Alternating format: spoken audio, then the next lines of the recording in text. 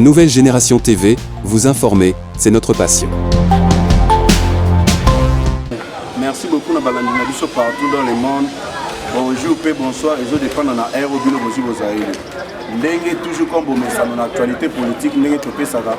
Tolingara tolo de la situation sécuritaire ya mboka na biso actualité politique de l'ère aux zones kanamboka na biso. Bonjour boyoka qui même affaire ya ba M23 na niveau ya est du pays ndenge ba M23 bazali pour attaquer biso. Oh toluki to ba problème ni na biso na ba M23 baza pour attaquer biso pour nani. Zokane eza pour na eteni ya mabele na biso. Bazana posa bazwa contrôle na yango et puis soki kaka na eteni ya mabele te bazana posa bakota na kati ya armée na biso oyo to bengi FARDC. Mais na stratégie ya mukanto molo Fachi Beton ninga zalaki attaque état de siège na est du pays oyo ezo bebisi tous les plans ya Paul Kagame. Bauti ko apprendre biso sikoyo ba M23 bauti ko bazat plutôt na kanda parce que FARDC a outaki ko neutraliser plusieurs rebelles au bazaba rwandais na kati ya ba M23 mais kanda o ezo sali bango ba meki quoi donc ba kiti sur terrain ba attaquer ba civil donc ba bomi ba civil na est du pays nous allons commis tout na est que communauté internationale azali komona ba preuve wana to azali komona ba preuve wana te parce que tolobaki ba agresseur na biso ba M23 ils ont simplement emballage mais plutôt ils allaient armée rwandaise ils allaient pour attaquer le peuple congolais na information bazuba pesi biso fâché après la neutralisation de leurs collègues par les FARDC. Les rebelles M23 tuent plusieurs civils na tongo ya lelo na niveau ya Ruseki. Babomi plusieurs civils na niveau ya Ruseki. Donc de fait que les M23 donc baouti ko boma plusieurs civils na niveau ya Ruseki na regroupement ya Bouenza pour se venger de leurs collègues. Il s'agit de ma collègue Nabango au FARDC à neutralisaki.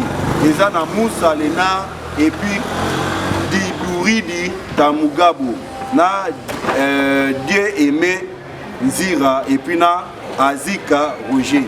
Donc il y a des rebelles, il y a M23 au FARDC à neutralisaki. Oh ya Kangi. Donc quand les EPC M23 ba kiti na niveau ya Ruseki ba bomi plusieurs civils bazu ba bomi. Si vous avez le droit de l'homme, vous avez la communauté internationale, vous avez la tant que vous avez massacré le peuple congolais dans l'Est, vous avez le battu. Vous avez Moïse Katumbi, vous avez le plutôt na 5 ans, vous avez le ah Moïse Katumbi, délégat qui Olivier Tamitato, à l'écart qui na TV 5 monde. Azali ko attaquer le peuple congolais, vous avez le vis-à-vis à tout il y a M23. Vous allez kokose la bango bazali ko boma ba congolais plutôt Moïse Katumbi soki azi pouvoir au sala nini akosangisa communauté rwandais et puis na peuple congolais bazala bomoko do veut dire que baza ko benga biso toza ba lukuta na est du pays massacre wana ezali nango scénario pour na Moïse Katumbi yango moni ba kei plus loin na kosenga chef de l'état Moïse Katumbi na 5 ans balobi chef de l'état asali sa o ba bengi dialogue totuna dialogue yo tozi to salisa plusieurs fois na ba rebelle même la bisoni. Combien de fois tu as le dialogue na ba rebelle? Cause il y a dialogue wana, les autres aussi tout monde infiltration dans l'armée na biso. Autre comme il y a plus de 500 officiers au bazali ba rwandais na kati ya FARDC. Autre aussi tout comme une assemblée nationale 128 rwandais. Na Sénat 44 sénateurs. Na ba entreprise ya l'état au ba komi ko occuper 87%. Na ba entreprise ya l'état ce que dialogue wana M23 dialogue ni bazo senga. Paul Kagame et là, on a proposé qu'il y a un chef de l'État. Paul Kagame a le chef de l'État a rebelle, il y a M23 a intégré l'armée na biso. Mon pantombo le soit la guerre totale, soit la paix totale. C'est comme Moïse Katumbi na 50 ans bossé un dialogue. C'est que besoin de poser toujours infiltration dans mboka na biso. Les autres aussi tout monde Paul Kagame tellement précieux l'équipe mingi. Paul Kagame a lobby boui. A lobby ba M23 ba o bazali ba militaire rwandais. Bazali plutôt que défendre Banyamulenge ou Bazalaka na est de la République démocratique du Congo. Donc à reconnaître que Rwanda azali ko attaquer biso pour défendre Banyamulenge. Est que biso tozali ko Banyamulenge na est du pays. Nanu tomona te Rwandais d'origine congolais. Ah Paul Kagame azolo bagé, bazaba Rwandais d'origine congolais botala bino moko. Bolanda qui même pasteur Rwandais alobaki nini ke pasteur Rwandais. Alors qui Paul Kagame oyo azosala wana ezali oyo babengi kimutema mabe ki égoïste azoluka kaka koyiba ba richesse ya peuple congolais koyiba kaka ya pamba te mais akomi koboma na peuple wana pona mabele na bango pona richesse na bango Tolanda qui est un ancien premier ministre rwandais. Alobi clairement a marché bamoté. Alobi Paul Kagame azali génocidaire. Azali koboma peuple congolais Boutou Moi. Alobi Paul Kagame il faut bien interpeller pour le génocide à ça même le niveau ya Rwanda. Communauté internationale pour voir ni bozomona te CPI. Bokangi maboko. Tu veux comprendre que massacre aux zones Cana Est, les alliés plan à Rwanda et puis à complicité dans plusieurs pays occidentaux. Boyoka Kibinomoko rapport et Outaki coupé ça à niveau Interpol. Plusieurs armes aux alliés qui destinées qui n'est Ukraine, bah qui ont retrouvé à mon amaboko et bah M23. Boto le bâti. Bolanda Kibinomoko. Na niveau Burkina Faso, bakangi conteneur diplomatique bourré d'armes sophistiquées. O ezala qui destiné qui na Kigali, mais Burkina Faso a kangi ngo utaki na niveau Paris. Pour bien comprendre, communauté internationale na plusieurs pays occidentaux bazana kabali wana. Kona ka kubumaka peuple congolais. Yango to le peuple congolais bo fongola misu. Bozala dominité na ba message ya haine. Plutôt to zala bomoko to défendre mboka na biso. Intégrité. Il faut toter l'intégrité nationale. Boti Kamboka na biso te zala occupé par Rwanda. Lelo ba komo boma biso pour neteni ya mboka na biso. Bolandi mu kwantombolo Fatou Beton a lobby clairement a marché ba moté. Les seules options militaires doivent être maintenues contre les mouvements terroristes en RDC, dont les M23. Les négociations sont au point mort. Alors bien clairement. Alors il faut traquer sur le plan militaire. Donc, FARDC na biso a barré pour protéger l'intégrité nationale. Alors il y a un dialogue ou bien une négociation.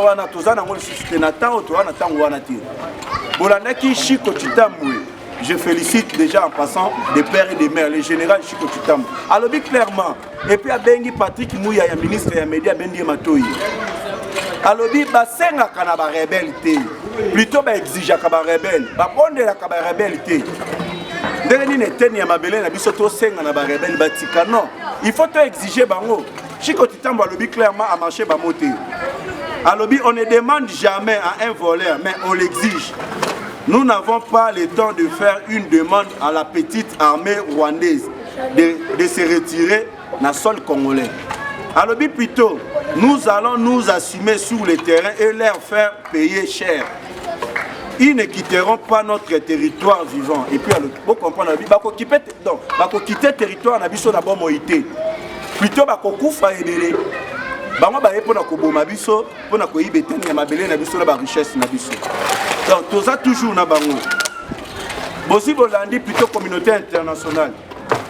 Au Rwanda azawana te surtout Bintu Keita ya Monisco olobaki nini ke.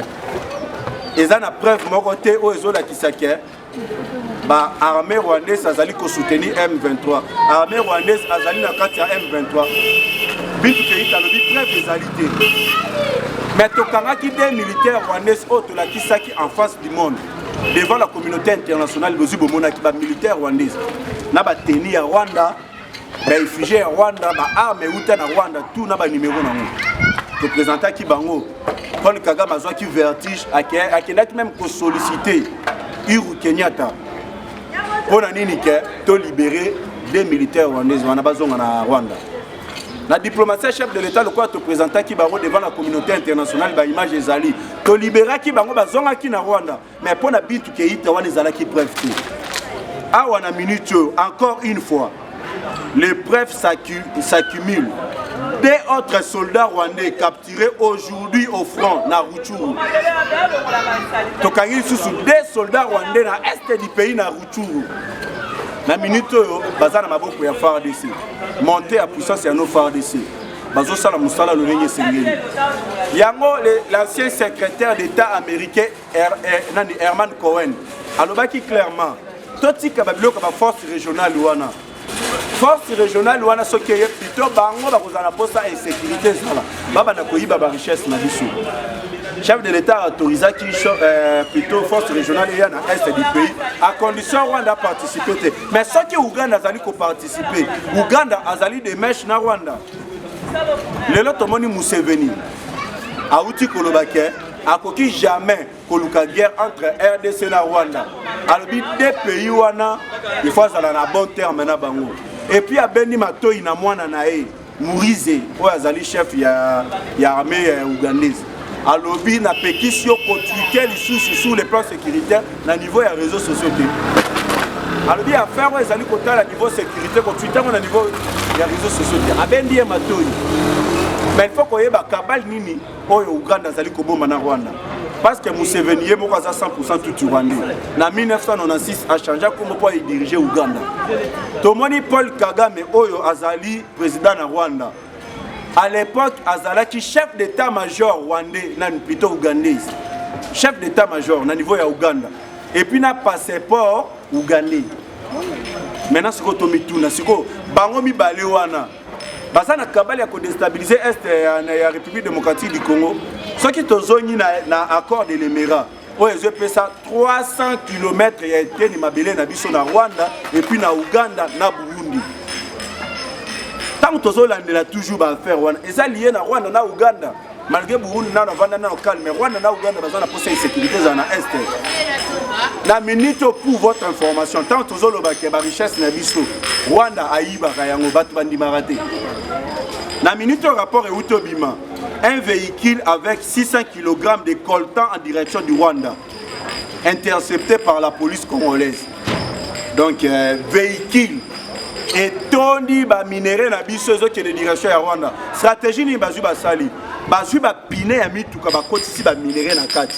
Bazu ba chambre ailleurs ba kotisi na kati bazo bomba ba minéré na kati wana. Bazo me ma plus de 600 kg ya ba minéré na biso qui na Rwanda. Merci à la police congolaise a outi ko saisir yango na minute oyo ezali na maboko la police na biso. Pour comprendre que Rwanda du jour au jour azali ko multiplier le lengeni na koki ko yiba biso. Oyo Rwanda pendant 18 ans, ba richesse mboka na biso ke na nango na Rwanda. Ba richesse mboka e ke na Rwanda. Ne Rwanda koma kiti na niveau ya kofongolisa usine ya raffinerie ya or o yaza na yango te. Akoma première fournisseur ya coltan o yaza na yango te. Mais nous sommes dans l'est du pays. Bolanda qui est un expert européen, alors qui clairement 50% y a budget à Rwanda et où tu as un pillage, il y a des minéraux dans l'est du pays. Est-ce que Rwanda Kolinga qui met dans l'est? Babilo Kwana Moïse Katumbo Zoyo Katena 5 Bozoyo Kati. Après Bino Bosenga dialogue, to boy dialogue. Ceux qui sont aussi commis même na Sultan Makenga. Aza un ex-colonel radié na force armée na biso na FARDC par ordonnance présidentielle. Lelo yewana azia koma général autoproclamé et puis numéro 1 armée yana ni ya M23. Bolanda ki bautaki ko boma deuxième personnalité ya M23. Sultan Makenga wana azalaki évacué na Ouganda. Na mokolo ya le 27 puisque to éviter bazobo information pour ani. Mokolo ya le 27 na 6e mois 2022. Azwa koufeli na hôpital ya Ouganda. Information bazali kobomba yango pourquoi? Monter en puissance ya no FARDC. Et puis to souki wana te pour comprendre que Rwanda azali ko attaquer biso sur tous les plans. Na kombo ya lieutenant général Aza Rwandais, kombo ya Kiza David, babomaki par nos vaillants FARDC na est du pays. Aza Rwandais. Alors, Rwanda Koloba, ou plutôt communauté internationale, Bosenga ba preuve. On les a pas preuve. Et puis, le lieutenant général Wana a participé à la réunion na MONUSCO. Parce que tout le monde qui commande à MONUSCO, Azala qui na Rwanda, na Kigali. Basala qui réunion na ce qui na chef d'état-major ou Azali Rwandais et puis na ba M23, ba chef ya M23. Akoma kiti na point a joué médaille ya Union européenne azo pesi na chef d'état-major rwandais basali réunion na bango azo côté ka plan ya FARDC na biso pa ba M23 yo chef do yo plutôt commandant ya MONUSCO qui na kosala nini na est du pays na Kigali na Rwanda mission na wezala kinitani risque tozala bituma na Rwanda. Plutôt MONUSCO dans l'Est pour nous permettre de traquer, de radier tous les groupes rebelles dans l'Est. Mais Banda Bosi Boya Moussala ni Bossala dans l'Est du pays. Tout le monde a massacre, ils allaient continuer. Bilan ya MONUSCO Banda Zoya, Banda Soki 1998, a sali plus de 24 ans dans l'Est. Bilan na Bangozani, 12 millions de morts à Congolais dans l'Est. Tandis que Bango Bazana tous les bibundeli, armes sophistiquées Bazana Yango. Ba équipement sur bazana ba drone, ba hélicoptère, ba avion de chasse sur bazana yango. Mais massacre na SSI la raté 12 millions de Congolais bakufi na Est. Koya ya Monisco. Mission na bango ezani. Plutôt Monisco bakoma kozwa bibundeli. Mandoki kopesa na ba rebelle. Baboma ba peuple congolais na Est. Monisco yemoka koma ko créer insécurité puisque ce qui est insécurité est sili na Nord Kivu, na Ituri. Monisco a kozonga parce que mission na esili. Monisco ya vivre kana insécurité. Yango bozi bomona ki me mutuka ya nani ya Monisco zo kende beta shit ba minerai ko ya désordre. Monisco est-ce que mission na Est eza ya ko yiba ba minerai. Yango to senga na muko ntombolo fachi béton. Tozo senga départ ya Monisco sans condition. Biso peuple congolais tous se mobiliser tous ça la marche pacifique tous c'est un départ ya Monisco. Monisco a participé na ba rebelle ko boma ba congolais na Est Monisco wana. Oyaki na République démocratique du Congo okutaki groupe ya ba rebelle ezalaki 120 plutôt koya na ya Monisco et comme 300 000 groupe ya ba rebelle na Est et comme ko bota lokola mayibu ko yiba ba minerai ndengo lingi 12 millions de morts ya ba congolais kende parce que porter le biso le côté. Na Nord Kivu, commandant ya Monisco a dû à désorienter Monisco pour n'a aider FARDC pour combattre les rebelles. A désorienter Monisco, Monisco a été na banda kanyi maboko. FARDC a zobunda contre les rebelles bango moko. Alors mission ya Monisco na Est du pays zani. Yango tozo senga départ ya Monisco sans condition. To comme il y a niveau toujours na kati ya Ituri. Monter en puissance ya nos FARDC. Ba militaires de père et de mère. Oh bazo bunda pour l'intégrité nationale ya mabele na biso. Ba utaki koboma 150 M23 na ba militaire rwandais. Oyo FARDC na biso abomi na lobi bien 150 M23 na ba militaire rwandais FARDC abomi bango. Grâce à état de siège ya Fachi Béton. Stratégie mu kwantombola zala nango bien avant ya ko instaurer état de siège na Est. Tala tango Rwanda s'est décidé qu'il a attaqué biso. Ce qui état de siège ezala quitté. Na minute na oloba na bino. Tolingai to enregistrer ba mort rebellé. Mais Rwanda a décidé qu'on s'attaquer à coïncider nini état de siège na Est. Moyen à ça la ba victime rebellé zati. Mais tozali comment na camp adverse. Martin Fayulu la zolo banini ki ba longola état de siège na Est. À quoi te dérange état de siège na Est? État de siège, ils ont dérangé Martin Fayulu. Pour comprendre que bateau nyos bazali ko s'imposer contre état de siège, bazali na ba groupe rebelle na bango na Est du pays. Il faut qu'on se dise la vérité.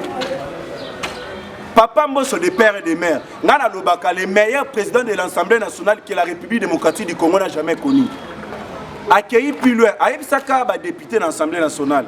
Alobi boti kaboya na mbozo ya na moi bozolo bake peuple azali kokufa na Est mais plutôt na butu bino moko bozaba hauteur ya liwa ya peuple wana na Est. Papa Mbosso accueilli plus loin. Accueilli ko déposer liste il y a 27 députés nationaux. Oyo bazali ba hauteur ya massacre zo le kana Est. Oyo bazali ba complice na ba groupe rebelle na Est. Na minute ezali na mesa ya procureur général. Oyo sengeli ba député wana ba samba bakatela bango etumbu peuple atindi bino bo défendre bango na Assemblée nationale mais bino bo komi ko kene ko financer ba rebelle ba boma les mêmes peuple wana jour nini bino ba député na Assemblée nationale bo lobeli social ya peuple azo souffrir social les a bien té bo défendre la social ya peuple té na 2023 tant élection ko salema soki élection ko salema to ko senga peuple aye ba député nini ya rotine na Assemblée nationale. Député ni nyakokende ko défendre bolanda te parce que ba opesa bino ba polo bolanda te parce que bazo pesa bino soki ba $10 ba 5000 francs et ko changer vie na yote oliango lelo lobi sili plutôt il faut luka député oya ko défendre yo député oya ko bundela yo député oya ko bunda pona social na weza la malamu 2023 oya soki élection ko salema mais ngana koloba avec l'élection salema il faut que na identification nationale na recensement to eba qui est qui tozala na carte na nani carte des Congolais biso tozala na carte ndenge nini biso peuple congolais tozala na carte d'identité ezati plutôt carte d'électeur et comme carte d'identité na biso tandis que carte d'électeur mission nango ezaka juste pour na maponami au voter et puis au bois qui parce que ça usage unique et ça juste pour na ba élection mais biso to comme carte d'électeur to kene nango na ba agence to ki obimisa bambongo carte d'électeur carte ya maponami tout ça ko exiger peuple congolais sans na carte tant que carte ezati yango tout le monde infiltration zoya du jour au jour. tosengi avant élection esalema tokende na recensement na identification nationale soki bapousse biso tokosalela même eloko lamba ya menda sala oyo akanga biso singa na kingo article 70 alinéa D elobi nini le président de la République reste en fonction jusqu'à l'installation d'un nouveau président élu biso mpe tokoutilize yango tokokana nous koidentifier tous les étrangers yango le roi belge ntango ayaki ya République démocratique du Congo alobaki boye Félix Antoine Tshisekedi Tshilombo yo ndoza na bolingo ya kozongisa mboka na rai yo ndoza na bolingo ya kochange mboka oyo ozongisa esengo na peuple congolais ba étranger bazobundisa parce que baza bana ya Congo te tokosenga na yo komisa Congo royaume biso la Belgique on est prêt à soutenir yo sur tous les plans tomoni mu kwantombolo même na régime ya Laurent Désiré Kabila na régime ya Hippolyte Kanambe Kazemere o bino bobengaka Joseph Kabila za Rwandais atikala jamais qu'honoré o tobengi héros national la biso Patrice Emery Lumumba le père de la démocratie le père de l'indépendance tozo indépendance Lumumba na mabele na ye batikala okunda ete menzoto na ekina na Belgique mun kwa tombola azo bundi linu na ye ezongi basali ba cérémonie o ezo sengeli Lumumba ye wana ba honoré bana na ye bazo ba passeport diplomatique tomona ki le jour ango parce que événement Lumumba eza lié na makambo politique té mais aussi tomoni ba na ka opposant ba to opposition et belé batika le participer té Hippolyte Kanambe Kazembe a été parce que azane mona mboka té Moïse Katumbi ndenge mbako Martin Fayulu a été tomoni ba ancien premier ministre ba participer ki ba o tomoni ba été eza ilunga ilukamba et puis na matata pone ba été oyo ezoela kisike basana bolingo mboka te tant que bozo respecter héros nationalité boyebisa ngai peuple oyo bo respecter bango ndenge nini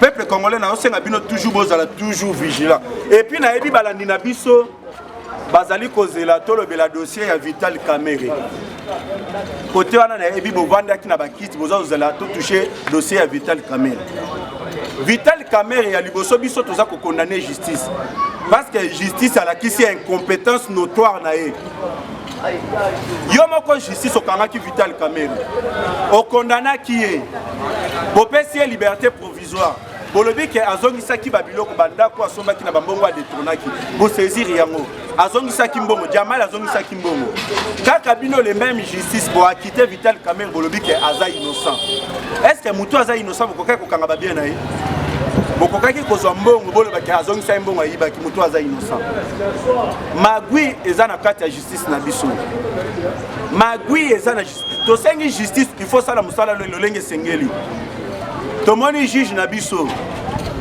oh tuzizi to bengi juge na biso nyangi azwa kufa kenda kaka boy famille na ye abandonné mwasi na ye babengani babimisi biloko libanda azofuta ndaku te juge nyangi donc liwa na ye donc akufineka apamba bwake mateka tomoni Vital Kamerhe tosenga na mutu antombolo Fachi Beton de tirer très attention avec Vital Kamerhe Aouti Kolanda parce que bo akité abimi innocent. Boye ba que Vital Kamerhe azongeli politique parce que bolobi aza innocent. Casier judiciaire na ye komi vide. Ye wana kenda ki soki na ba document aluka muko antombolo APCP moi poste moi boya travailler. Kobima Vital Kamerhe parce que dossier Vital Kamerhe ezalaki na ba makambo ebele na kati ezalaki pe pona kosimisa chef de l'état touche. Mais tu es bien que la présidence, l'Ouaya bateau va suivre qui na présidence wana. Jusqu'aujourd'hui, tout cas la koye bateau va kufa l'olengene. Wana Vital Kamerhe fut directeur de cabinet. L'information à président de la République est banaki ko fuité. Ezo bimalibanda. Wana Vital Kamerhe directeur de cabinet. Mais banda tozo directeur de cabinet oh yona kombo ya Guilain Nyembu. Info ya président c'est bimarate fuitara li sous-souté. Position sur bateau baye ba li sous-souté. Les mêmes Vital Kamerhe a outi kokutana chef de l'État. Toi c'est un amour tombol de tirer tes attentions avec Vital Kamerhe. Yewana a pesa ki maloba devant ba journaliste batuna ki ba question. Alobi Mbasala kinga ije na ministre ancien ministre o Ilunga Ilukamba a complicité na ministre ya nani ya justice na biso tunda akasendi. Selon Vital Kamerhe lui ba akiza qui a tort.